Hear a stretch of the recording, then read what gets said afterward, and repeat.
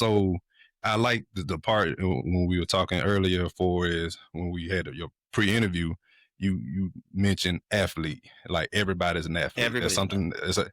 Yeah. So that's a concept.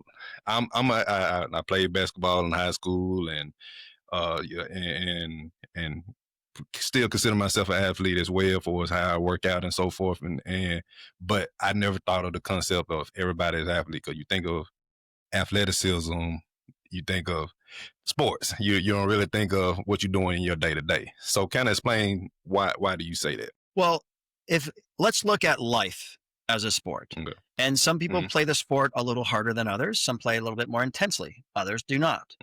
Now, Mm-hmm. depending on what the individual's goals are, is it, I just want to be pain free to pick up and play with my grandchild, or I Mm-hmm. want to run a marathon? Two very Okay. different goals. We need to approach them very differently. I'm not going to take a program for a marathon runner and give it to the human athlete just to pick up their grandchild. Mm-hmm. They don't need that amount, right? Right. But they do need a Right. capacity so that when they go to the floor, they have enough strength to get up off the floor. They have enough strength to pick up their grandchild and carry them someplace, because that's important to them. So when we find out what's important to the individual, now we can approach it from a individual perspective of, well, how do I make meaningful change in their life?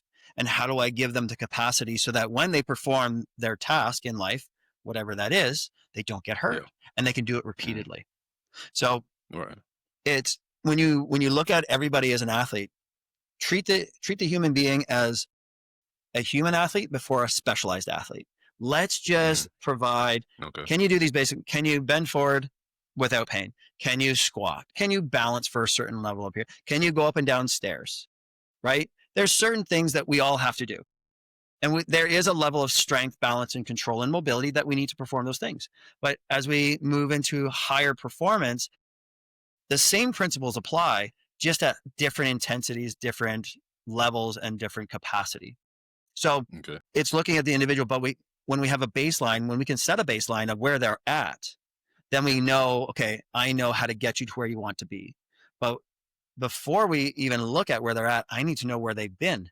Do they have old injuries? Is there old trauma? Are there pins in their legs and knees that are limiting their ability? Do they have these physical limitations that we're not going to change because their anatomy's changed? So as soon as I know what their anatomy can do, now I can program around that to give them the best opportunity with what they've got.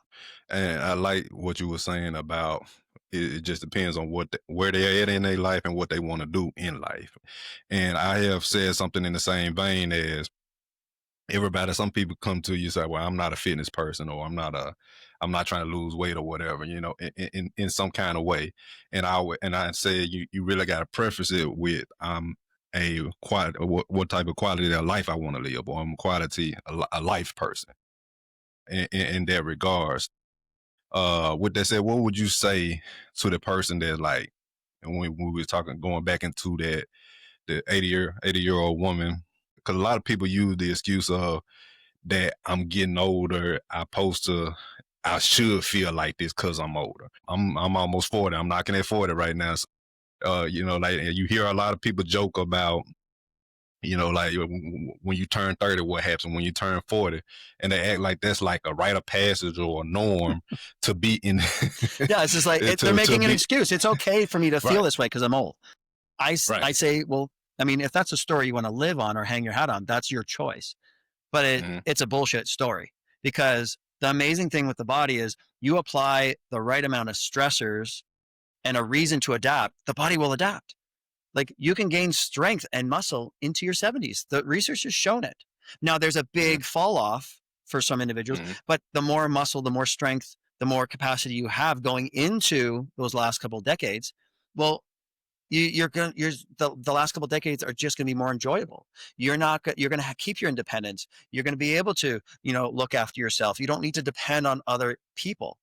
But if people are going to use the excuse of, well, I'm too old, well, then you gave up. You quit the game before the game quit you. So it's still their choice. But if we can show them, be like, look, in this little bit of time that we just had, you couldn't do these things, but now we made these changes, and you go recheck your work. All of a sudden, oh, my balance got better. Why? Because your Yeah, brain made the connection. Oh, I'm yeah, moving better. It doesn't hurt to bend forward. Amazing. Yeah. Right? Now there's buy-in. Now there's belief in their ability. Mhm. And now they're bought in. They're like, okay, great. If you can make this Mhm. change in 1 hour with me, I wonder what I Mhm. can do next. And they get Yeah. excited. And now you've broken down that first limiting belief of I'm old, I can't do this. I'm like, no, no, no. You just haven't been shown how. And I'm going to show Right. you how to do it.